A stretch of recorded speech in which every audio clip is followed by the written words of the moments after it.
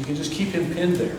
So what he's doing, he's controlling his upper extremities, his, the upper shoulders, and now the hips. And by extension from the hips, the legs as well.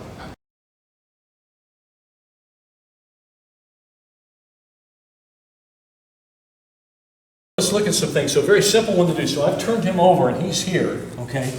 Now, you want to control some control points. Let's think, in judo concept and theory, it really works. You have 4 areas. You have the 2 shoulders and the 2 hips. That's called shiho, the 4 corners of the body, okay? And that's why in judo concepts and theories, it's worked for well over 100 years because, I mean, it just works. It's anatomy works.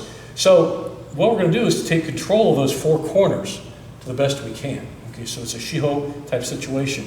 And it's basically a side control position here. So I've turned him over, bam, but not, now with this hand, the hand that's close to the head, I want to hook under and I want to put my elbow to my knee and just kind of start bending him. Again, make it very uncomfortable for him, okay? And what I'm going to do is I'm going to grab something here to control, okay? All right, so I've got the head control. Now I'm starting to lay pressure chest to chest on his chest.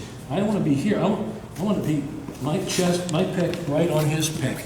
Okay, like this, okay? Now, with my other hand, I want to control his other hips and lower extremities. So I've got his upper extremities pretty well controlled up these 2 corners here, right? So I'm going to control these corners. Now, we're going to show, now in Yoko Shiho Gatami, side 4 corners, okay? I'm going through here, those work quite well. And you might even just put your hand there. But what really is good to start with, put your hand just right here, kind of put your hand under his butt, okay? And we call that a hand check or a hip check. And I can control him here. If he knows anything about ground fighting, his first reaction is he's going to shrimp in and turn into it. Boom, like that. And then I've lost him. So you got to figure he knows enough to do that. So I want to keep him from turning into me, so I'm just going to put my hand right here. Once you've done, you've checked his hips. You've kept him from turning into you. And you might have to keep him there for the whole time. He says, I'm going to keep trying to bridge into you because he knows if he can get his foot in there, he can pull you in his guard, right? Okay? Well, Derek didn't want that to happen. So this is a good way to hand check. Stop that. Right? And eventually, so you can start, look how you pinned him down there. There are all variations of these. You can just keep him pinned there.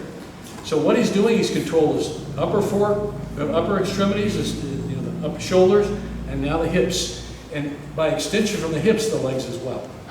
So let's just work on this very basic concept. It's a simple move, it really is.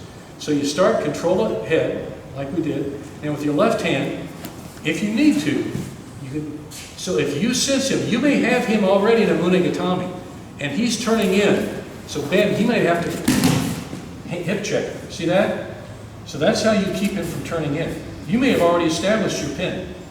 And if he does that, there you go. And that's just a very simple thing that really works.